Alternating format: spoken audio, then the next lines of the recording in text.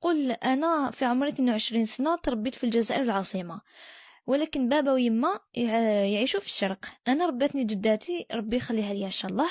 كي كان في عمري 21 سنه تعرفت على واحد في الفيسبوك، بعث لي قبلته، بعدها بدينا نحكو كيف صراحه ارتحت له اول ما هدرت معاه. هو تاني تقول عندنا عام نعرفوا بعضنا هكا يصطادوا.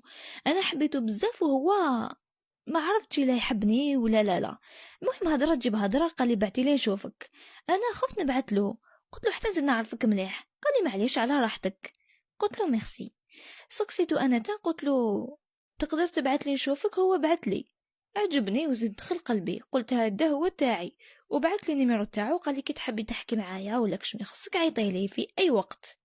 كيما انا بعث له نيميرو تاعي، ولينا كل يوم نحكو في تليفون.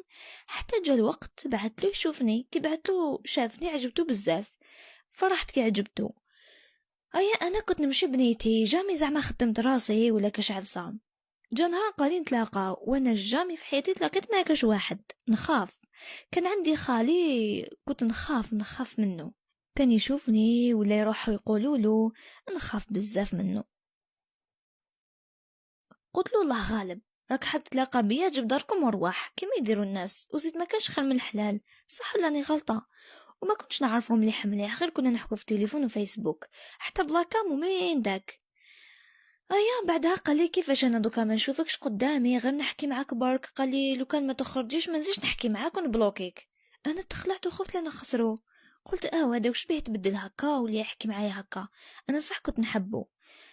بعدها قلت خلاص نتلاقى معه، معليش بالك فيها خير.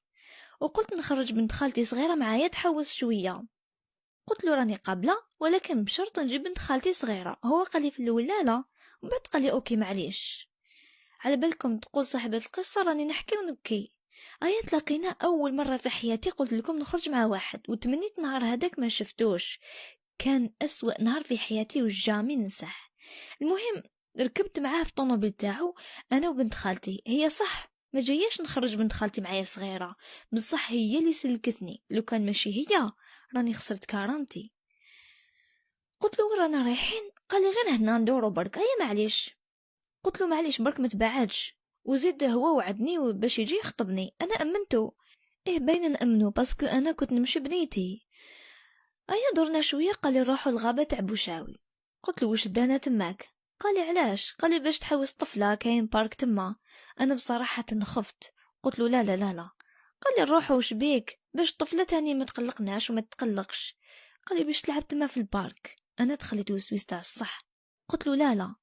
وزيد أنا حابة أروح للدار، خلاص راك شفتني خلاص.